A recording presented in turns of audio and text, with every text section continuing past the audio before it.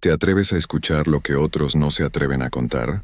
Prepárate para sumergirte en los relatos más oscuros y escalofriantes que te pondrán los pelos de punta. Si te gustan las historias de terror reales y misteriosas, suscríbete al canal y activa la campanita para no perderte nada.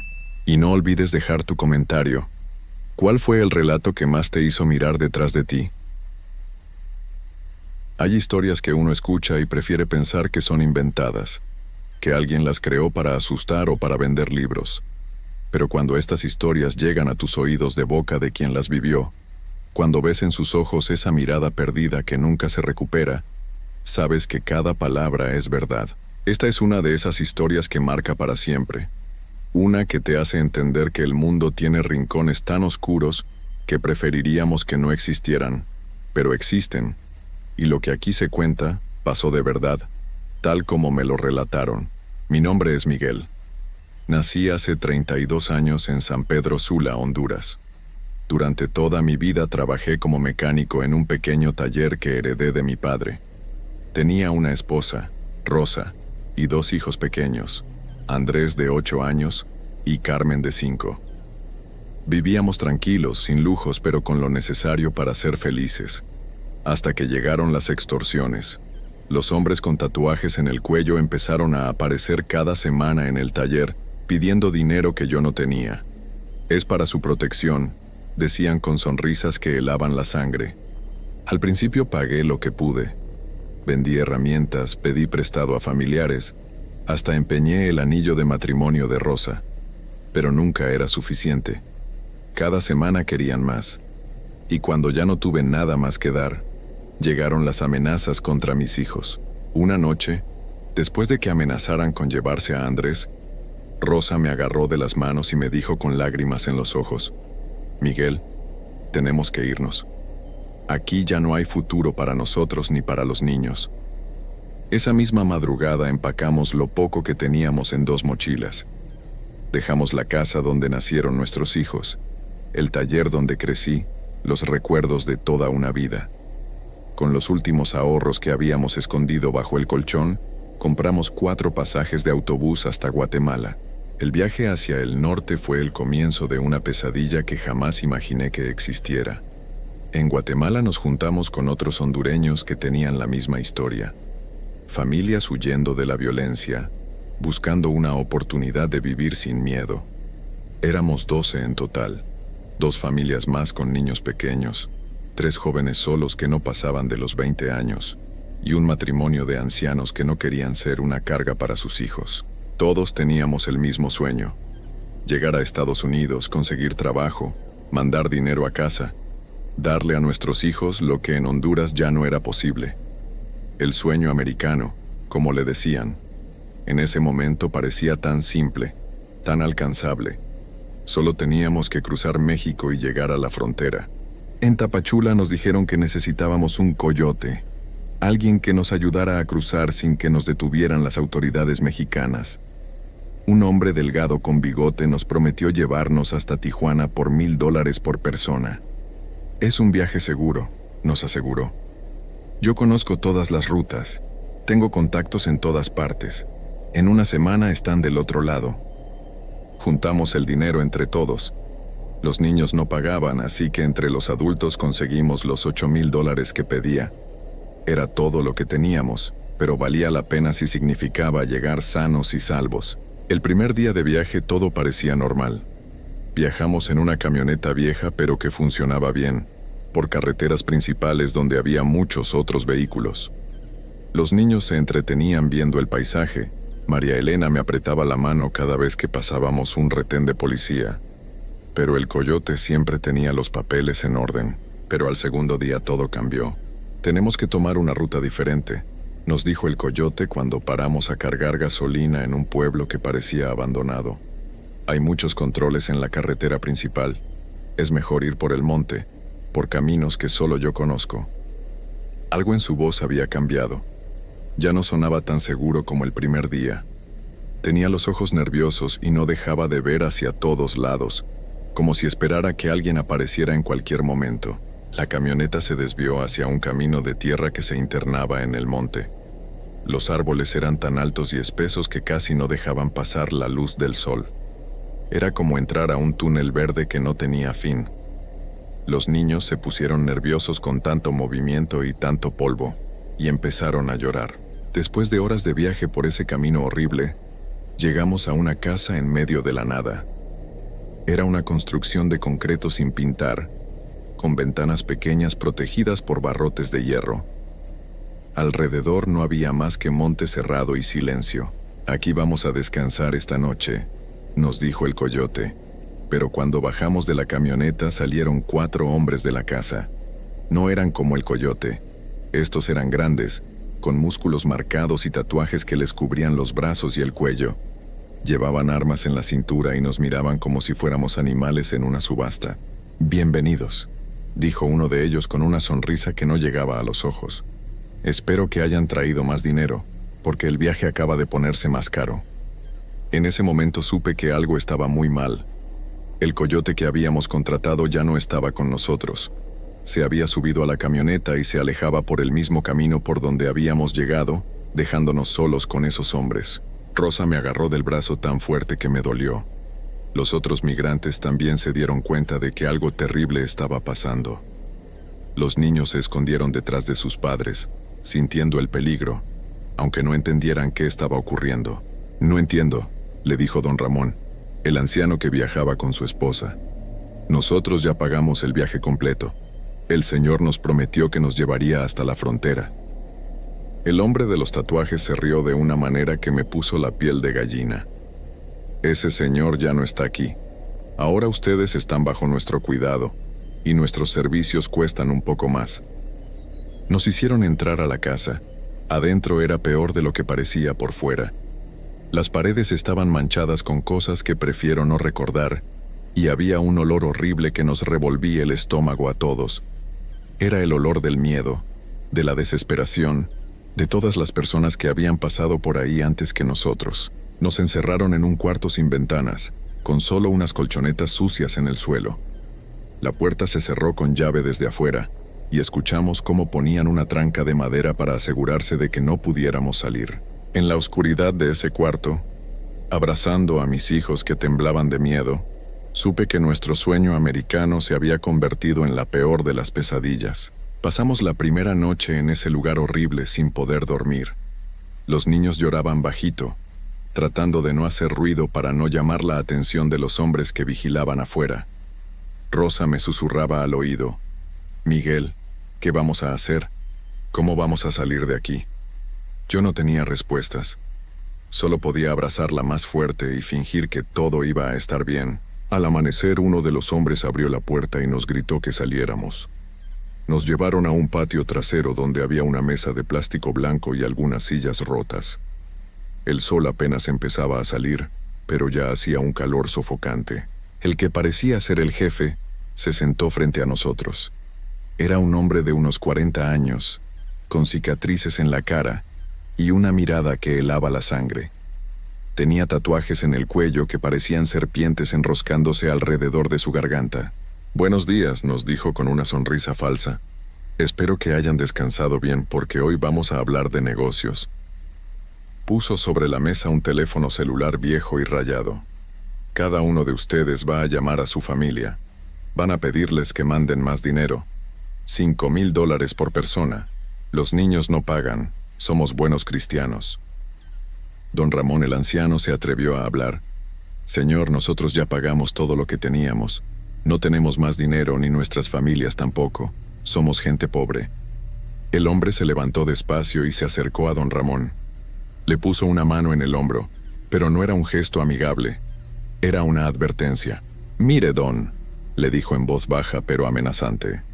«Aquí todos tienen familia. Todos tienen a alguien que los quiere ver vivos, y yo tengo muchas maneras de convencer a las familias de que manden el dinero». Nos hizo formar una fila frente a la mesa. El primero en llamar fue uno de los jóvenes que viajaba solo. Se llamaba Roberto y tenía apenas 19 años. Con manos temblorosas marcó el número de su madre. «Mamá», le decía llorando por el teléfono, «necesito que me mande dinero. $5,000. Sí, ya sé que es mucho, Pero si no me los manda, estos hombres me van a hacer daño. Podíamos escuchar los gritos desesperados de la madre al otro lado de la línea. ¿Dónde estás, mijo? ¿Qué te están haciendo? Roberto no podía responder. Solo lloraba y repetía que necesitaba el dinero.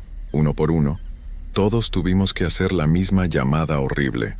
Cuando llegó mi turno, marqué el número de mi hermano mayor, el único que se había quedado en Honduras, y tal vez podría conseguir algo de dinero. Hermano, le dije tratando de controlar la voz, estoy en problemas. Necesito que me ayudes con $5,000. Mi hermano se quedó callado un momento. Luego me preguntó, Miguel, ¿dónde estás? ¿Qué está pasando?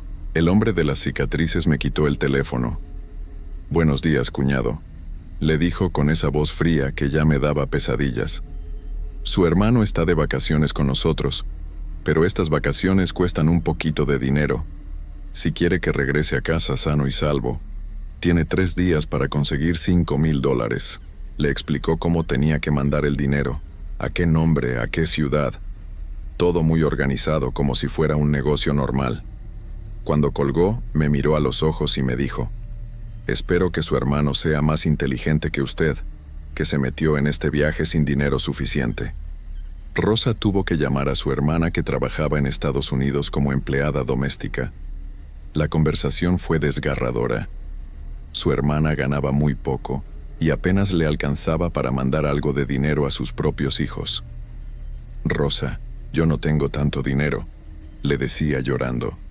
¿Cómo voy a conseguir $5,000? El hombre le gritó por el teléfono, señora, usted tiene 3 días. Pídale prestado a quien sea, venda lo que tenga que vender, pero consiga ese dinero. Si no, su hermana no va a regresar a casa. Después de las llamadas, nos regresaron al cuarto oscuro. Pero ahora ya no estábamos todos juntos. Se habían llevado a Roberto y a otro de los jóvenes a un lugar diferente. Cuando preguntamos por ellos, uno de los guardias se rió. Ellos están ayudando con algunos trabajitos mientras llega su dinero. No volvimos a ver a Roberto en 3 días. Los días siguientes fueron un infierno. Nos daban de comer una vez al día, frijoles aguados y tortillas duras como piedra. El agua que nos daban sabía horrible y estaba tibia. Los niños se enfermaron del estómago, pero no había medicina ni doctor. Andrés, mi hijo, empezó a tener fiebre alta.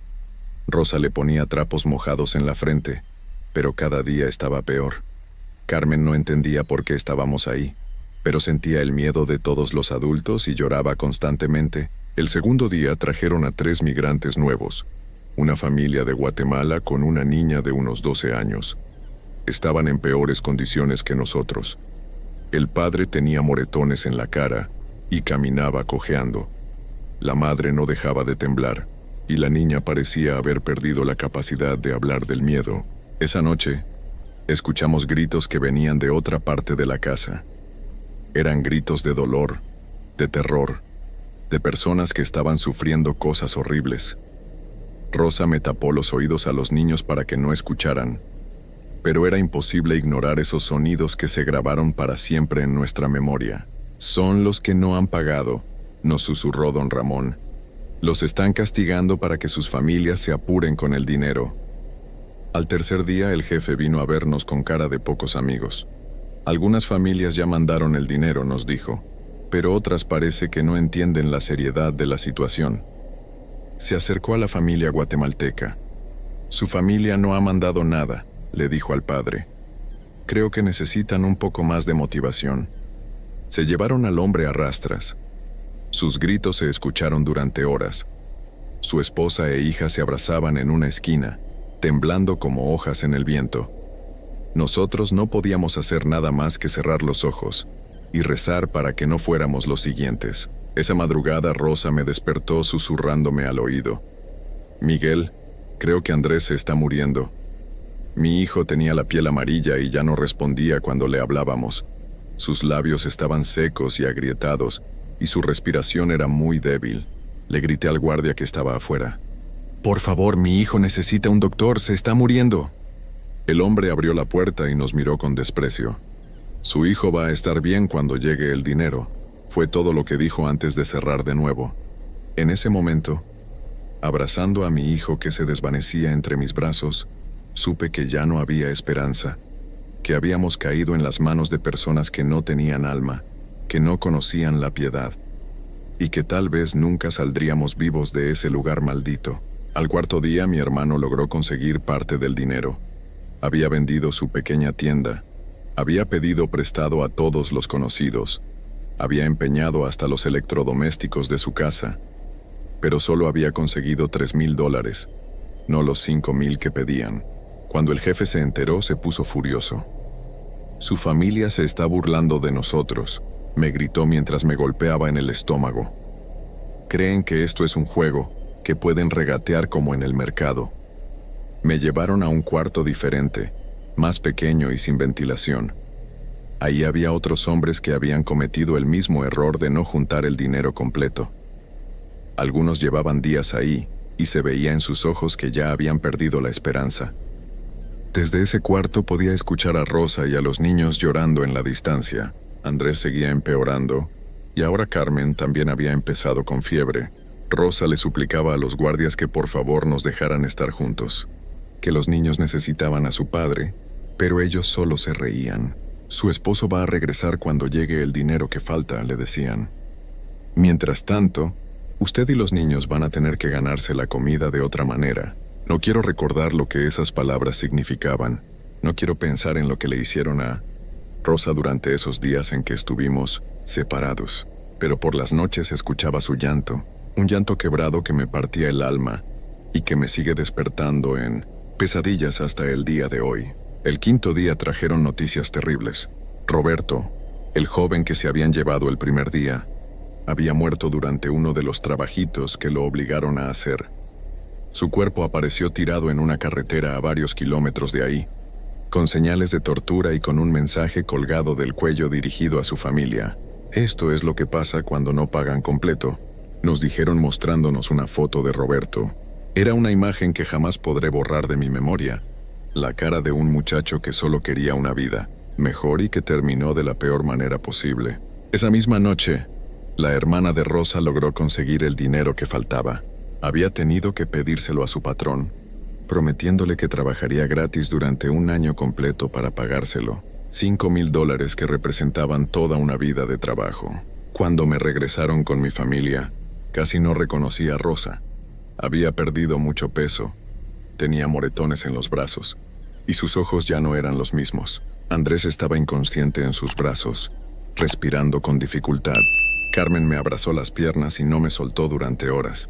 Ya pagamos, le dije al jefe. Ya mandaron todo el dinero. Ahora déjenos ir, por favor. El hombre sonrió con esa sonrisa cruel que ya conocía demasiado bien. Pero ahora hay gastos extras, me dijo. Comida, alojamiento, servicios médicos para sus hijos enfermos. Son otros $2,000 por familia. Mi mundo se derrumbó. No había más dinero. Las familias ya habían dado todo lo que tenían y más. No había de dónde sacar otros $2,000. Por favor, le supliqué de rodillas. Mis hijos se están muriendo. Ya no tenemos más dinero. Ya le dimos todo lo que teníamos. Entonces van a tener que quedarse un poco más, me respondió, hasta que encuentren la manera de conseguir lo que nos deben. Los días siguientes fueron los más oscuros de mi vida. Andrés entró en coma y ya no despertó más. Mi hijo, mi pequeño de 8 años que soñaba con conocer Disneylandia, se fue apagando poco a poco en esa casa del infierno, sin un doctor, sin medicinas, sin la dignidad que cualquier niño merece al partir de este mundo. Rosa perdió la razón cuando Andrés murió. Empezó a hablar sola, a ver cosas que no estaban ahí, a llamar a nuestro hijo como si él todavía estuviera vivo. Los hombres se burlaban de ella, le decían que era una loca, y yo ya no tenía fuerzas ni para defenderla. Carmen se enfermó gravemente también. Era como si la muerte hubiera entrado a ese lugar y estuviera llevándose a todos los niños, uno por uno. Don Ramón y su esposa murieron la misma semana, abrazados el uno al otro en esa colchoneta sucia, sus cuerpos ya no pudiendo resistir más el hambre y el miedo. Yo mismo empecé a desear la muerte. Era preferible a seguir viviendo en ese infierno, viendo cómo todo lo que amaba se destruía ante mis ojos. Dejé de comer, dejé de hablar, dejé de tener esperanza. Un día escuché disparos afuera de la casa. Pensé que tal vez eran otros grupos delictivos peleándose por el territorio, o que la policía había llegado finalmente. Pero no era ninguna de esas cosas. Era el mismo grupo cambiando de lugar, y nos estaban moviendo a todos a una ubicación diferente. Nos subieron a camionetas como ganado. Los que ya no podían caminar, como Rosa y Carmen, los arrastraron sin cuidado. Durante el traslado pude ver por primera vez en semanas la luz del sol, el cielo azul, el mundo normal que existía más allá de nuestra pesadilla. Pero esa libertad duró solo unas horas. El nuevo lugar era peor que el anterior. Un galpón abandonado sin baños, sin agua corriente, sin ventanas. Ahí había decenas de migrantes de diferentes nacionalidades, todos en las mismas condiciones horribles, todos esperando un rescate que nunca llegaba. Carmen murió en mis brazos 3 días después del traslado. Mi niña de 5 años que cantaba canciones de princesas y me pedía que le leyera cuentos antes de dormir, se fue igual que su hermano, en silencio, sin las medicinas que la hubieran salvado, sin la dignidad que merecía. Cuando Carmen murió, algo dentro de mí murió también. Ya no era el mismo hombre que había salido de Honduras buscando una vida mejor para su familia. Era solo un cascarón vacío, esperando que la muerte viniera por mí también. Rosa nunca se recuperó de la locura.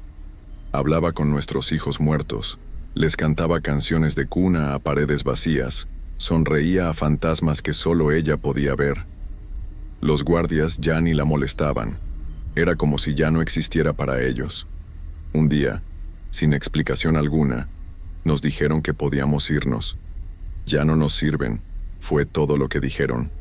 Nos dieron nuestras identificaciones de regreso y nos llevaron a una carretera donde nos abandonaron como perros. Yo cargué a Rosa hasta el pueblo más cercano. Ella ya no hablaba conmigo, ya no reconocía mi voz. Habíamos entrado a esa pesadilla siendo una familia de 4 personas llenas de sueños, y salíamos siendo 2 desconocidos rotos, sin alma, sin futuro. Nunca llegamos a Estados Unidos. Nunca cumplimos el sueño americano. Regresamos a Honduras como fantasmas de nosotros mismos, cargando una tragedia que nadie quiere escuchar. Una historia que la gente prefiere pensar que es mentira porque la verdad es demasiado horrible de aceptar. Rosa está internada en un hospital psiquiátrico desde hace 2 años. Los doctores dicen que tal vez nunca recupere la razón completamente. Yo trabajo en un taller diferente, en una ciudad diferente, tratando de vivir un día a la vez, sabiendo que nunca volveré a ser el hombre que era antes. Cada noche, cuando cierro los ojos, veo las caras de Andrés y Carmen. Los escucho llorar, pidiendo ayuda que nunca pude darles. Veo las paredes manchadas de esa casa del infierno. Siento el olor a desesperación. Escucho los gritos de todos los que murieron ahí. Esta historia no tiene final feliz. No hay justicia, no hay venganza, no hay redención. Solo queda el vacío de una familia destruida y la certeza de que en algún lugar de México, en alguna casa perdida en el monte, otros migrantes están viviendo ahora mismo la misma pesadilla que nosotros vivimos. El sueño americano se convirtió en nuestro infierno particular. Y lo peor de todo es saber que nadie va a hacer nada para detenerlo, porque a nadie le importan los migrantes que desaparecen en el camino. Nosotros solo fuimos números en una estadística, fantasmas en una tragedia que se repite cada día, cada noche, sin que el mundo se dé cuenta. Cada año miles de personas abandonan sus hogares buscando una vida mejor, dejan atrás todo lo que conocen, enfrentando peligros que muchos no pueden imaginar. Esta es una historia real, contada desde el corazón de quien la vivió. Los nombres han sido cambiados, pero los hechos permanecen intactos. Lo que van a escuchar no es ficción, es la cruda realidad de quienes arriesgan todo por un sueño. Me llamo Carlos. Soy de un pequeño pueblo en Guatemala donde la lluvia apenas cae y la tierra ya no da frutos. Tengo 23 años y una hija de 5 que se llama María.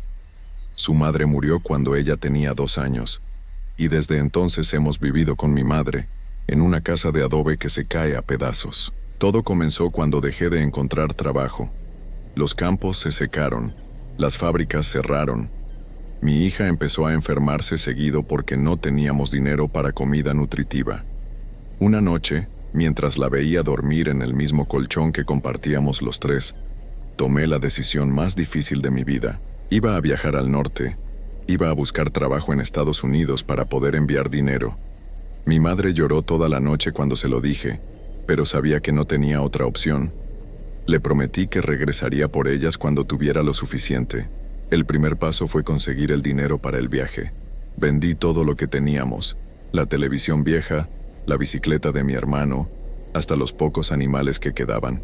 Con eso junté lo suficiente para pagar a un coyote que conocía a un amigo de mi primo. El coyote se llamaba Ramón. Era un hombre delgado con los dientes amarillos y una sonrisa que no me daba confianza. Pero era mi única opción. Me dijo que el viaje tomaría 2 semanas si todo salía bien. Me explicó las reglas. No hacer ruido, no separarse del grupo, hacer exactamente lo que él dijera. La noche antes de irme, abracé a mi hija por última vez. Ella no entendía por qué papá se iba, y yo no sabía cómo explicarle que tal vez no la vería en mucho tiempo. Le dije que iba a trabajar lejos para comprarle juguetes y ropa bonita. Sus ojitos brillaron de emoción, y eso me rompió el corazón. Mi madre me bendijo con agua bendita y me colgó una cruz al cuello. «Ten cuidado, mijo», me susurró, «y regresa pronto». Le prometí que lo haría, aunque en el fondo, una voz me decía que nada sería tan fácil como imaginaba. Salimos al amanecer. Éramos 12 personas en total, 5 hombres, 4 mujeres y 3 jóvenes que parecían menores de edad. Todos cargábamos mochilas pequeñas con lo mínimo, una muda de ropa, un poco de comida y una botella de agua. Ramón nos llevó en una camioneta vieja hasta la frontera con México. El camino estaba lleno de baches y el calor era insoportable. Íbamos apretados como sardinas, y el olor a sudor y miedo llenaba el aire. Nadie hablaba mucho. Cada uno estaba perdido en sus propios pensamientos. Cuando llegamos a la frontera, Ramón nos hizo bajar y caminar por senderos que parecían conocer solo él. «Aquí empieza lo difícil», nos dijo. «De ahora en adelante, cualquier ruido puede costarnos caro». Caminamos durante horas bajo el sol abrasador. Mis pies empezaron a dolerme desde la primera hora, pero no me atrevía a quejarme. Una de las mujeres, que se llamaba Rosa, empezó a llorar en silencio. Tenía un bebé de pocos meses amarrado a su pecho, y el niño no dejaba de llorar. «Ese bebé va a traernos problemas», murmuró uno de los hombres. Ramón se acercó a Rosa y le habló en voz baja. No pude escuchar qué le dijo, pero ella asintió con miedo en los ojos. Al caer la noche, llegamos a una casa abandonada en medio de la nada. Las paredes estaban llenas de agujeros, no había luz eléctrica y el piso estaba cubierto de tierra y basura. «Aquí vamos a descansar», dijo Ramón, «pero solo por unas horas. Mañana seguimos temprano». Esa primera noche fue terrible. Hacía frío, y los ruidos extraños venían de todas partes. Parecían pasos, susurros, gemidos. Pensé que era mi imaginación, pero cuando miré a los demás, todos estaban despiertos y alertas. Algo no estaba bien en ese lugar. Rosa seguía intentando callar a su bebé, pero el niño no paraba de llorar. Ramón se veía cada vez más nervioso. Se acercó a ella otra vez, y esta vez escuché lo que le dijo. «Si ese niño no se calla, todos vamos a tener problemas serios». De repente escuchamos voces afuera. Eran hombres hablando en voz baja, pero se oían enojados. Ramón nos hizo señas de que nos quedáramos completamente callados. Mi corazón latía tan fuerte que pensé que lo iban a escuchar. Los pasos se acercaron a la casa. Una linterna alumbró a través de los agujeros de las paredes. Todos contuvimos la respiración. El bebé de Rosa eligió ese momento para lanzar un grito especialmente fuerte. Los pasos se detuvieron. Un silencio horrible llenó la noche. Luego una voz grave gritó desde afuera. «Sabemos que están ahí dentro». Ramón cerró los ojos y susurró una maldición. Nos hizo señas de que nos preparáramos para correr. Pero cuando miré hacia la puerta, vi sombras moviéndose. Ya era demasiado tarde. Lo que pasó después cambiaría para siempre la forma en que veo el mundo. Y era solo el comienzo de una pesadilla que aún no termina. La puerta se abrió de golpe. 3 hombres entraron con linternas que nos cegaron a todos. Llevaban la cara cubierta con pañuelos, pero se veían grandes y amenazantes. Uno de ellos habló con una voz que helaba la sangre. «Todos de pie, ahora». Nos levantamos temblando. El bebé de Rosa lloraba sin parar, y ella lo apretaba contra su pecho tratando desesperadamente de calmarlo. Los hombres nos alumbraron uno por uno con sus linternas, como si estuvieran contando ganado. «¿Cuánto dinero tienen?», preguntó el más alto. Ramón trató de hablar, pero su voz salió quebrada. «Señores, nosotros solo estamos pasando, no queremos problemas». El hombre se rió, pero no era una risa normal. Era una risa fría que me puso la piel de gallina. «No es lo que les preguntamos. Dinero».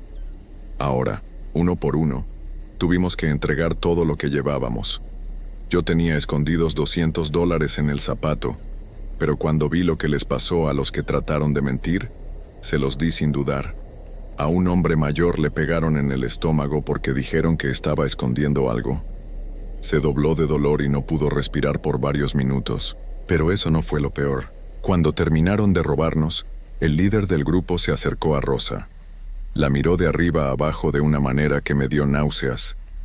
«Este bebé llora mucho», dijo. «Nos va a traer problemas en el camino». Rosa abrazó más fuerte a su hijo.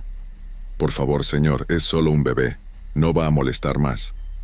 «Claro que no va a molestar», dijo el hombre, «porque no va a venir con ustedes». El silencio que siguió fue más aterrador que cualquier grito. Rosa empezó a temblar. «No, por favor, es mi hijo. Es todo lo que tengo». Lo que pasó después aún me despierta por las noches. El hombre le quitó el bebé de los brazos. Rosa gritó y trató de recuperarlo, pero los otros dos hombres la sujetaron. Sus gritos eran desesperantes, como los de un animal herido. «El bebé se queda aquí», dijo el hombre. «Ustedes siguen su camino. Si alguno trata de ser héroe, todos terminan igual que el bebé». Nos sacaron de la casa como si fuéramos animales. Rosa seguía gritando y llorando, pero los hombres la arrastraron. Yo quería hacer algo, quería ayudarla, pero el miedo me paralizó. Me odio por eso, pero sabía que si hacía algo, no solo me pasaría algo a mí, sino que nunca regresaría con mi hija. Caminamos toda la noche en la oscuridad. Rosa ya no gritaba, pero lloraba en silencio. Sus sollozos eran lo único que se escuchaba además de nuestros pasos. Ramón ya no era el mismo.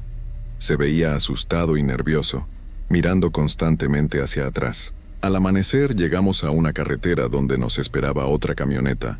Esta vez el conductor era diferente. Era más joven, pero sus ojos eran igual de fríos. «Suban rápido», nos dijo. «Aquí no podemos quedarnos mucho tiempo». Nos apretujamos en la parte trasera de la camioneta. Rosa se sentó en una esquina, abrazándose a sí misma y meciendo los brazos como si todavía cargara a su bebé. Verla así me partía el corazón, pero nadie se atrevía a hablarle. El dolor en sus ojos era demasiado profundo para palabras. Viajamos así durante horas. Hacía un calor insoportable y apenas podíamos respirar. Una de las mujeres se desmayó, pero no pudimos hacer nada por ella hasta que el conductor decidió parar. Cuando finalmente paramos, estábamos en medio del desierto. No había nada a la vista, solo arena, rocas y un sol que parecía quemar hasta el alma. El conductor nos dio una botella de agua para compartir entre todos y nos dijo que teníamos 5 minutos. «De aquí en adelante caminamos», nos explicó. «Son 3 días de camino hasta el siguiente punto. Si alguien no puede seguir el ritmo, se queda atrás. No hay tiempo para débiles». 3 días en el desierto, sin comida suficiente, sin agua suficiente, con el sol quemándonos durante el día y el frío congelándonos por las noches. Pensé en mi hija María y en la promesa que le había hecho. Tenía que llegar, tenía que sobrevivir. Pero el desierto tenía otros planes para nosotros. El primer día fue duro, pero aún teníamos fuerzas. El segundo día la sed empezó a volvernos locos. Las botellas de agua se acabaron al mediodía, y el sol parecía más cruel que nunca. Uno de los jóvenes empezó a alucinar. Decía que veía un río a lo lejos, y corrió hacia la nada hasta que se desplomó. El conductor lo levantó a golpes y lo obligó a seguir caminando. Rosa había dejado de hablar completamente. Solo caminaba como un fantasma, con los ojos perdidos en algún lugar horrible de su mente. A veces movía los brazos como si estuviera cargando a su bebé, y murmuraba canciones de cuna con la voz quebrada. La tercera noche en el desierto algo cambió. No eran solo nuestras alucinaciones por la sed y el cansancio. Había algo más en ese lugar, algo que no debería estar allí. Empezamos a escuchar voces en la oscuridad, voces de niños llamando a sus madres, voces de hombres pidiendo ayuda. Pero cuando alumbrábamos con nuestras linternas, no había nadie. Rosa fue la primera en responder a las voces. «Mi bebé», susurró. «¿Eres tú, mi amor?» Se alejó del grupo siguiendo una voz que solo ella parecía escuchar. Ramón trató de detenerla, pero ella se soltó con una fuerza que no sabíamos que tenía. «Es mi bebé», gritó. «Lo escucho llorar. Está aquí. Está vivo». Corrió hacia la oscuridad y desapareció. Sus gritos se fueron apagando poco a poco hasta que solo quedó el silencio del desierto. Nunca la volvimos a ver. Al día siguiente, cuando finalmente llegamos a un pueblo pequeño en México, ya no éramos las mismas personas que habían salido de Guatemala. Éramos 11. Rosa se había quedado en el desierto, persiguiendo la voz de un bebé que ya no existía, pero nuestro viaje apenas había comenzado. Lo peor estaba por venir. En el pueblo mexicano nos separaron en grupos más pequeños. A mí me tocó con 4 personas que no conocía, 2 hermanos de El Salvador y una pareja joven de Nicaragua. Ramón desapareció esa noche, y nunca supe qué pasó con él. Nuestro nuevo guía era una mujer que se hacía llamar La Flaca. La Flaca era peor que Ramón. No hablaba mucho, pero cuando lo hacía sus palabras helaban la sangre. «Aquí las reglas son diferentes», nos dijo la primera noche. «En México, ustedes no son nada, no existen. Si algo les pasa, nadie los va a buscar». Viajamos en autobuses durante días, siempre escondidos, siempre con miedo. La Flaca tenía contactos en cada parada, gente que nos veía como mercancía. Nos revisaban como si fuéramos animales, contándonos, asegurándose de que estuviéramos completos. Durante el viaje en autobús conocí a Miguel, uno de los hermanos salvadoreños. Me contó que había hecho este viaje antes, pero lo habían deportado. «Esta es mi tercera vez», me susurró. «Iba a ser la última. Si no llego ahora, mi familia va a morir de hambre». En sus ojos vi la misma desesperación que sentía yo, pero también vi algo más, una tristeza profunda, como si ya supiera cómo iba a terminar todo esto. Cuando llegamos cerca de la frontera con Estados Unidos, nos llevaron a una casa en las afueras de Tijuana.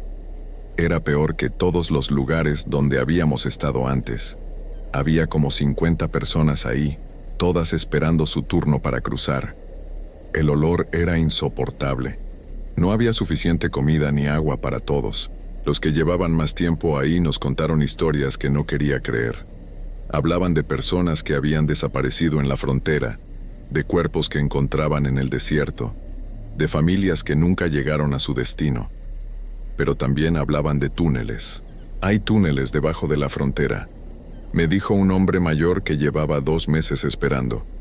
«Pero no todos llegan al otro lado. Algunos se pierden ahí abajo para siempre». La noche que nos tocó intentar el cruce, la Flaca nos despertó a las 3 de la mañana. «Es su turno», nos dijo. «Si no están listos ahora, pierden su oportunidad». Nos llevó a una casa abandonada cerca del muro fronterizo. Ahí había una entrada escondida que bajaba a un túnel oscuro y estrecho. El aire era tan pesado que apenas podíamos respirar. El túnel era tan pequeño que teníamos que gatear. «Una vez que entren ahí no hay vuelta atrás», nos advirtió la Flaca. «El túnel los lleva directo al otro lado, pero tienen que seguir siempre hacia adelante. Si se pierden, nadie los va a buscar». Miguel entró primero. Yo lo seguí. Los otros vinieron detrás. La oscuridad era total. Solo teníamos una linterna pequeña entre todos y las pilas se estaban agotando. Gateamos por horas en ese túnel horrible. Mis rodillas sangraban. Mis manos estaban cortadas por las piedras, pero seguía avanzando. Pensaba en María, en su sonrisa, en la promesa que le había hecho. Eso era lo único que me daba fuerzas para continuar. Después de lo que parecieron siglos, escuchamos voces adelante.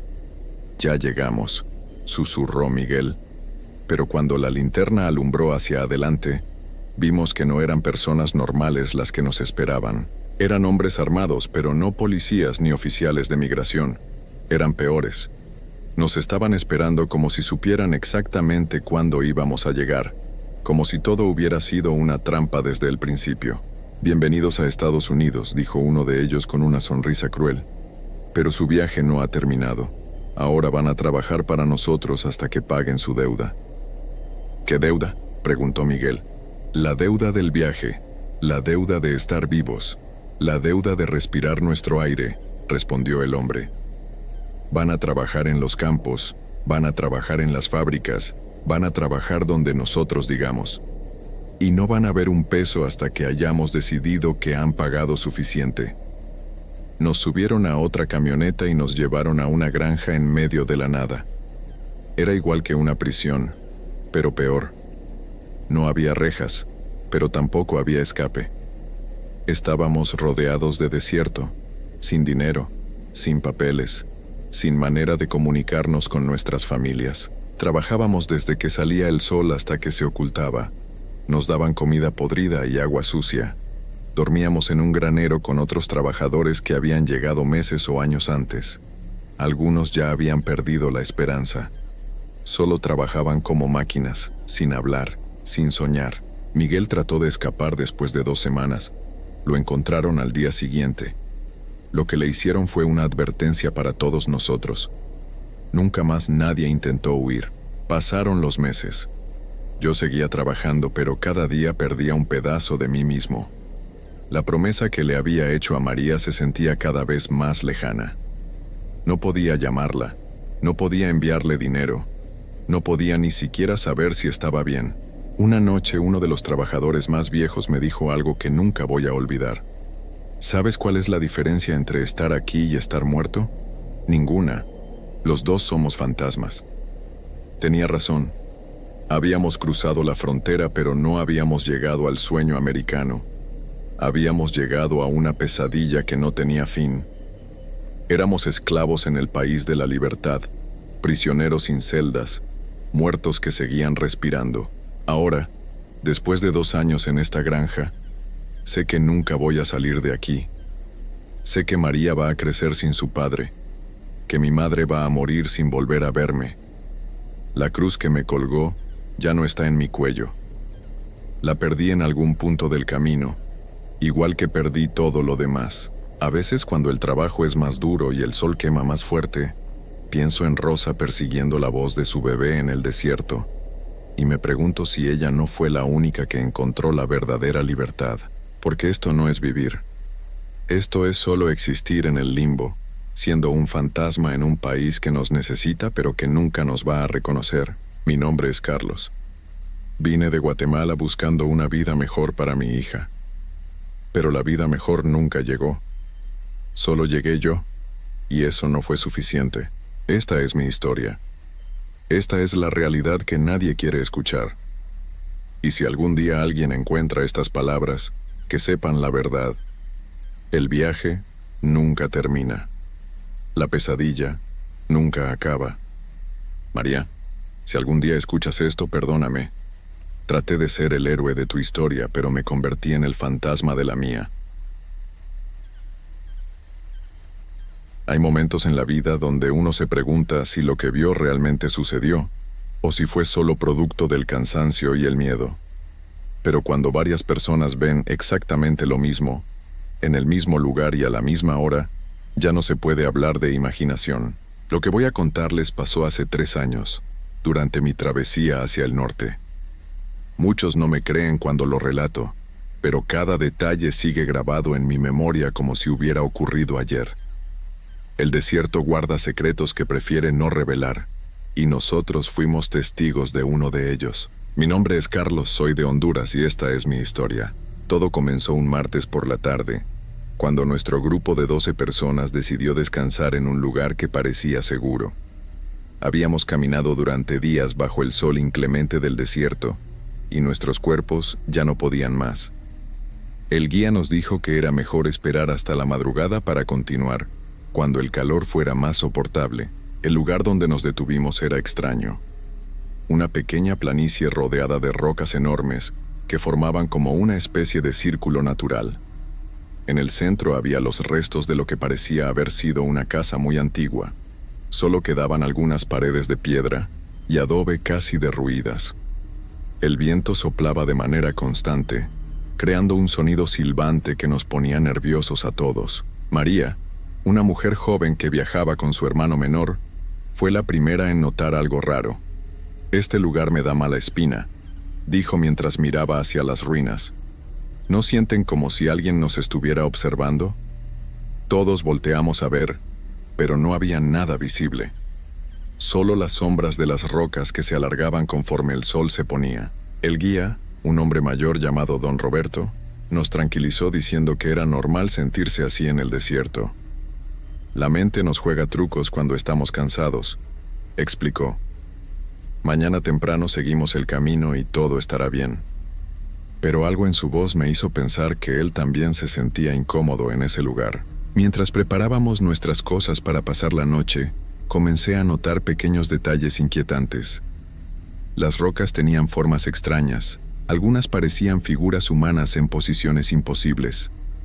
El viento no dejaba de soplar, pero de vez en cuando se detenía por completo, creando un silencio absoluto que era peor que el ruido constante. Cuando cayó la noche, encendimos una pequeña fogata usando ramas secas que encontramos cerca de las ruinas. La luz del fuego proyectaba sombras danzantes en las paredes de piedra, y por momentos parecía que esas sombras se movían por cuenta propia, independientes de las llamas que las creaban. José, un joven de mi edad que había hecho amistad conmigo durante el viaje, se acercó y me susurró: «¿Has visto esas marcas en las piedras?». Señaló hacia una de las paredes de la ruina. Al principio no vi nada, pero cuando me acerqué con cuidado, pude distinguir lo que parecían ser arañazos profundos en la roca, como si algo con garras hubiera tratado de escapar desde adentro. «Seguramente son marcas de animales», le dije, pero mi voz sonó menos convincente de lo que esperaba. Los arañazos eran demasiado grandes y profundos para haber sido hechos por cualquier animal que conociera. Además, estaban a una altura considerable del suelo, como si lo que los hubiera hecho midiera más de 2 metros. La temperatura comenzó a bajar drásticamente. En el desierto las noches siempre son frías, pero esta frialdad era diferente. Era un frío húmedo que se metía en los huesos y no se quitaba ni acercándose al fuego. Todos nos envolvimos en nuestras mantas y nos acurrucamos alrededor de la fogata, pero el frío parecía venir desde adentro de nuestros cuerpos. Cerca de las 11 de la noche, cuando la mayoría ya intentaba dormir, escuchamos el primer sonido extraño. Era como un gemido lejano que venía del viento, pero más profundo y prolongado. Al principio pensamos que era solo el aire pasando entre las rocas, pero el sonido se repetía cada cierto minuto, siempre con la misma duración y el mismo tono lastimero. Don Roberto se incorporó y miró hacia la oscuridad. «Es solo el viento», murmuró, pero pude ver en sus ojos que él tampoco estaba convencido. El gemido se escuchó una vez más, y esta vez fue más claro. No era el viento, era algo vivo, algo que sufría, algo que no debería estar allí. María abrazó a su hermano pequeño, quien había comenzado a llorar en silencio. «Quiero irme de aquí», susurró el niño. «Este lugar está maldito». Aunque todos queríamos tranquilizarlo, nadie pudo decir que estaba equivocado. El ambiente se había vuelto tan pesado que hasta respirar costaba trabajo.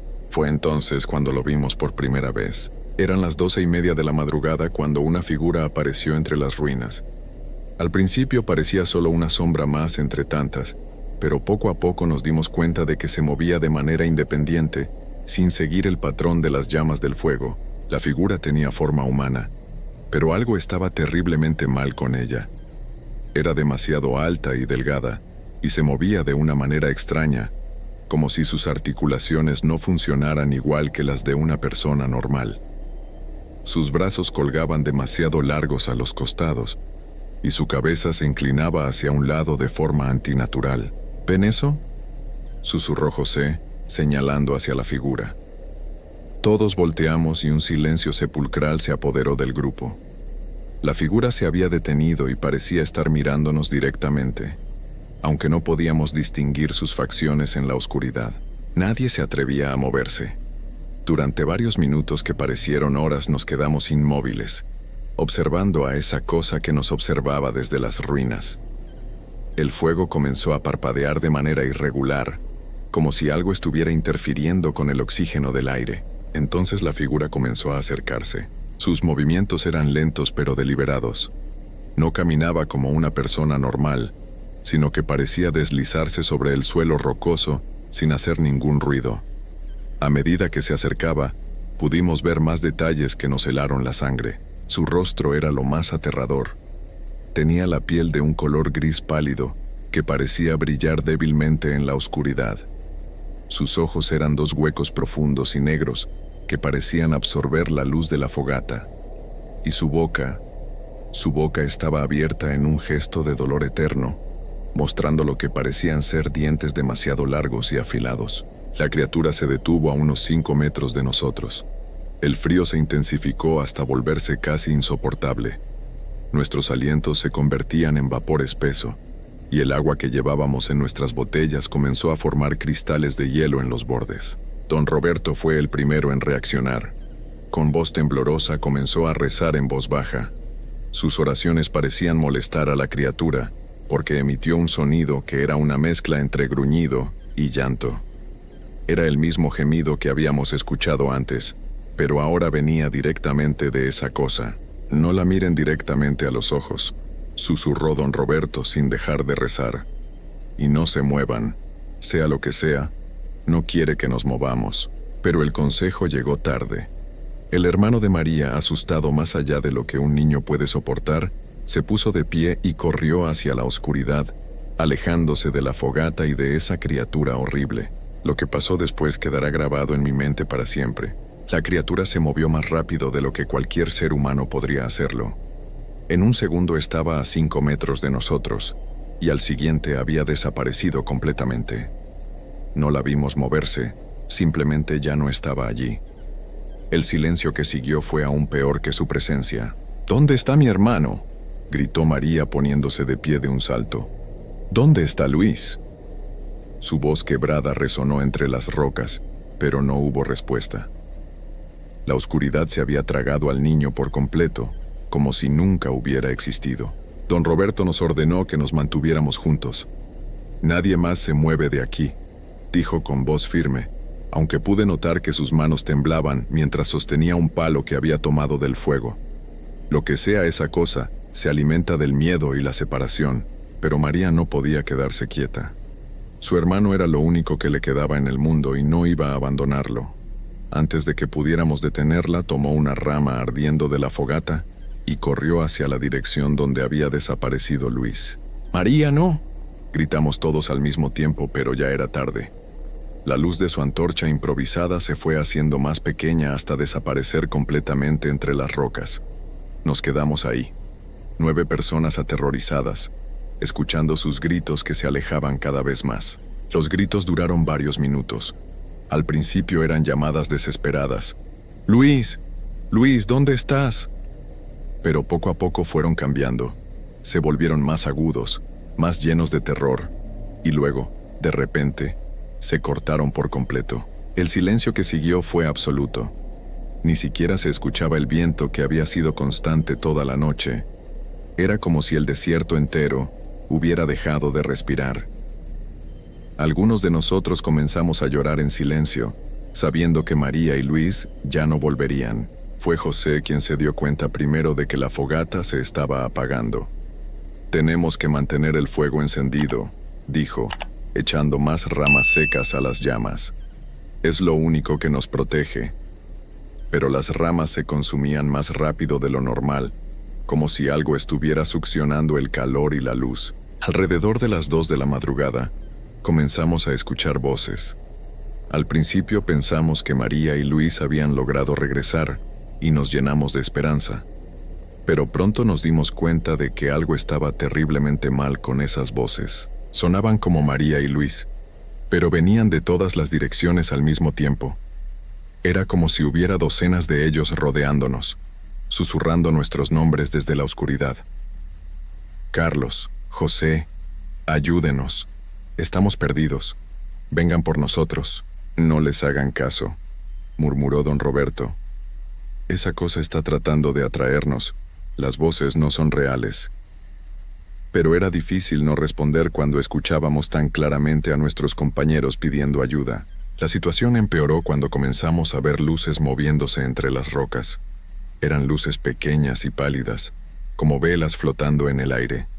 Se movían de manera errática, apareciendo y desapareciendo sin patrón alguno. Algunas veces se acercaban mucho al grupo, y cuando eso pasaba, sentíamos una presencia fría y malévola que nos hacía temblar. Ana, una mujer de mediana edad que había permanecido callada toda la noche, comenzó a comportarse de manera extraña. Se quedaba mirando fijamente hacia las luces, con los ojos vidriosos y una sonrisa perturbadora en el rostro. «Son hermosas», murmuró. «Me están llamando. Quieren que vaya con ellas». Antes de que pudiéramos reaccionar, se puso de pie y comenzó a caminar hacia una de las luces más brillantes. Esta vez fuimos más rápidos. José y otro compañero la sujetaron por los brazos y la trajeron de vuelta al círculo de la fogata. Ana luchó contra ellos, gritando que la dejaran ir, que las luces la necesitaban. Sus ojos habían cambiado completamente. Ahora eran de un color extraño, casi plateado, y no parecía reconocernos. «Está poseída», susurró una mujer mayor llamada Carmen. «Esa cosa se está metiendo en su mente». Tuvimos que amarrar a Ana con nuestros cinturones para evitar que se escapara. Ella siguió murmurando cosas extrañas durante horas, hablando en un idioma que ninguno de nosotros reconocía. Conforme pasaban las horas, más miembros del grupo comenzaron a mostrar signos de la misma extraña influencia. Algunos se quedaban mirando hacia la oscuridad con expresiones vacías. Otros comenzaban a reír sin motivo, o a hablar con personas que no estaban ahí. La criatura estaba jugando con nosotros. Nos estaba quebrando lentamente, uno por uno. Alrededor de las 4 de la madrugada, cuando ya quedábamos solo 6 personas en nuestro estado normal, volvimos a ver la figura fantasmal. Esta vez no estaba sola. Había 3 figuras similares moviéndose entre las ruinas, todas con la misma forma alta y delgada, todas con esos ojos como huecos negros, pero lo que más nos aterrorizó fue darnos cuenta de que podíamos distinguir las caras de María y Luis entre esas figuras. Sus rostros habían adquirido la misma palidez grisácea, y sus ojos se habían vuelto esos huecos profundos y vacíos. Pero aún podíamos reconocerlos. «Nos convertimos en eso cuando morimos aquí», susurró don Roberto con horror. «Por eso este lugar está maldito. Las almas no pueden irse. Se quedan atrapadas, convirtiéndose en guardianes de esta prisión». Las 3 figuras se acercaron más esta vez. María, o lo que había sido María, extendió una mano hacia nosotros. Su boca se abrió como si fuera a hablar, pero lo único que salió fue ese gemido aterrador que habíamos escuchado toda la noche. Era entonces cuando me di cuenta de algo horrible. No éramos los primeros en llegar a este lugar. Las ruinas no eran de una casa antigua cualquiera. Eran los restos de un refugio como el nuestro, de personas que habían decidido descansar aquí hace mucho tiempo y nunca habían podido irse. Los arañazos en las paredes no eran de animales. Eran de personas desesperadas tratando de escapar de algo que los tenía atrapados. Y ahora nosotros íbamos a correr la misma suerte. El fuego se estaba apagando definitivamente, y nuestras reservas de ramas secas se habían agotado. La oscuridad comenzaba a cerrarse sobre nosotros como una manta pesada y sofocante. «Tenemos que salir de aquí», murmuré, aunque sabía que era casi imposible. «Si nos quedamos, nos vamos a convertir en esas cosas». Pero cuando miré a mi alrededor, me di cuenta de que solo quedábamos 4 personas conscientes. Don Roberto, José, Carmen y yo. Los demás estaban sentados con las miradas perdidas, sonriendo esas sonrisas perturbadoras y murmurando en idiomas extraños. La trampa se estaba cerrando, y nosotros estábamos en el centro. Las figuras fantasmales comenzaron a formar un círculo alrededor de nosotros. Ya no eran solo 3. Ahora podía contar al menos 10. todas moviéndose con esos gestos lentos y antinaturales. Algunas tenían rostros que reconocía vagamente, como si hubieran sido viajeros de otras épocas que habían caído en la misma trampa. «¿Qué quieren de nosotros?», gritó Carmen con desesperación. «¿Por qué no nos dejan ir?». Una de las figuras, la que había sido Luis, señaló hacia las ruinas. Cuando siguió su gesto, pude ver algo que no había notado antes. En el centro de las ruinas había un hueco en el suelo, como un pozo pequeño, y de ese hueco salía una luz tenue pero constante. «¿Quieren que vayamos ahí?», murmuró don Roberto. «Sea lo que sea, ese lugar es donde van las almas que atrapa». El fuego dio sus últimos destellos y se apagó por completo. La oscuridad nos envolvió como agua helada, y en esa oscuridad comenzamos a caminar hacia el pozo, sin poder controlar nuestros propios movimientos. Mis piernas se movían solas, como si no me pertenecieran. Podía pensar con claridad. Podía sentir el terror corriendo por mis venas, pero no podía detenerme. Era como si algo invisible me empujara desde atrás, guiando cada uno de mis pasos hacia ese hueco en el suelo. Escuché a Carmen llorar a mi lado. «No quiero ir ahí», sollozaba. «Por favor, Dios mío, no quiero ir ahí». Pero sus pies la llevaban inexorablemente hacia el pozo, igual que a todos nosotros. Cuando llegamos al borde del hueco, pudimos ver lo que había adentro. Era más profundo de lo que parecía desde lejos, y las paredes estaban llenas de más arañazos, como los que habíamos visto en las ruinas. Pero estos eran más recientes, más desesperados. En el fondo había algo que brillaba con una luz enfermiza, como metal oxidado bajo la luna. «Son huesos», susurró José con voz quebrada. «Son huesos humanos». Tenía razón. El fondo del pozo estaba cubierto de esqueletos, algunos tan antiguos que ya se habían convertido en polvo, otros que aún conservaban jirones de ropa. Todos habían caído ahí a lo largo de los años, décadas, tal vez siglos, y ahora nosotros íbamos a unirnos a ellos. Pero entonces pasó algo que no esperaba. Don Roberto, que había permanecido en silencio durante los últimos minutos, comenzó a rezar en voz alta. No era una oración normal, sino algo más antiguo, más poderoso. Las palabras salían de su boca como si vinieran de muy adentro, desde un lugar que yo no sabía que existía. Las figuras fantasmales que nos rodeaban se detuvieron. Por primera vez en toda la noche, parecían incómodas. La que había sido María retrocedió un paso, y pude ver algo parecido al miedo en sus ojos vacíos. «Sigan rezando», gritó don Roberto. «Todos, sea lo que sea que sepan, recen con todo lo que tengan». Comenzamos a rezar juntos, cada uno con las oraciones que recordaba de su infancia. Carmen rezaba el Padre Nuestro, José murmuraba el Ave María, y yo repetía una oración que mi abuela me había enseñado cuando era niño. Nuestras voces se unieron en un coro desesperado que resonó entre las rocas. La luz del pozo comenzó a parpadear como una vela a punto de apagarse. Las figuras fantasmales empezaron a moverse de manera errática, como si algo las estuviera lastimando. Algunas se desvanecieron por completo, otras se alejaron hacia las sombras. Poco a poco, sentí que podía mover mis piernas otra vez. El control sobre mi cuerpo regresó lentamente, como si despertara de una pesadilla profunda. Los otros también comenzaron a recuperar el movimiento. «¡Corran!», gritó don Roberto. «Ahora, mientras podamos, no necesitamos que nos lo repitiera». Los cuatro salimos corriendo hacia la oscuridad del desierto, alejándonos de las ruinas malditas lo más rápido que nuestras piernas cansadas nos permitían. Detrás de nosotros escuchamos gemidos furiosos y el sonido de rocas cayendo, como si todo el lugar se estuviera desmoronando. Corrimos durante horas sin detenernos.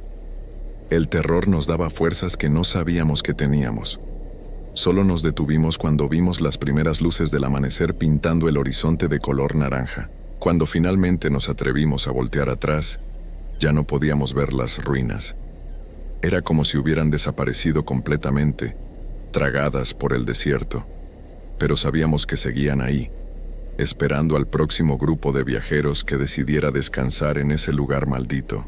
De los 12 que habíamos llegado ahí, solo 4 logramos salir, María, Luis, Ana y los otros 5 se habían quedado para siempre, convertidos en guardianes de esa prisión de almas. Continuamos nuestro viaje en silencio.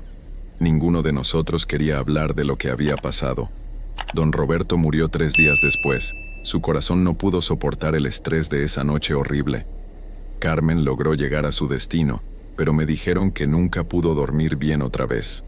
José y yo nos separamos en la frontera, y nunca volví a saber de él. Yo logré cruzar y construir una nueva vida, pero esa noche cambió algo dentro de mí para siempre. No puedo estar en lugares muy oscuros sin sentir pánico. No puedo escuchar el viento sin recordar esos gemidos. Y cada vez que veo ruinas antiguas, siento un frío que me atraviesa hasta los huesos.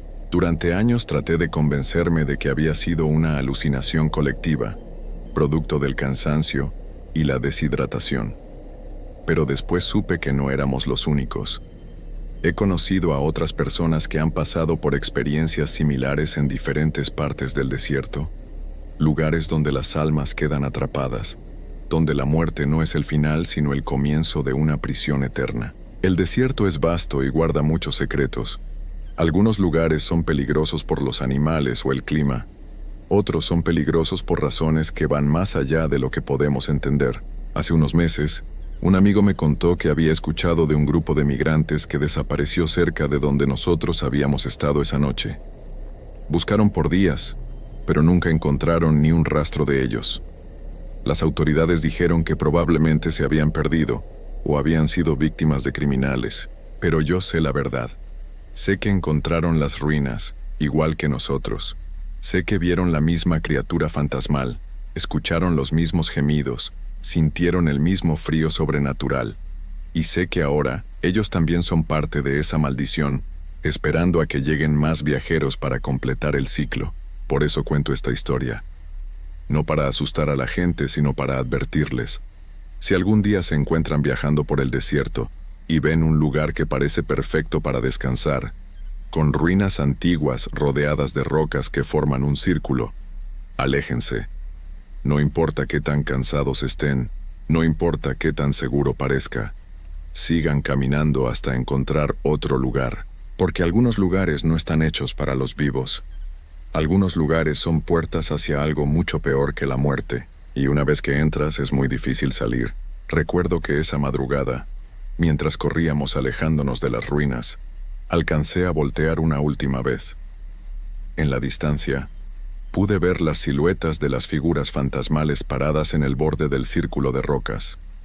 No nos siguieron, pero se quedaron ahí observándonos hasta que desaparecimos en la oscuridad.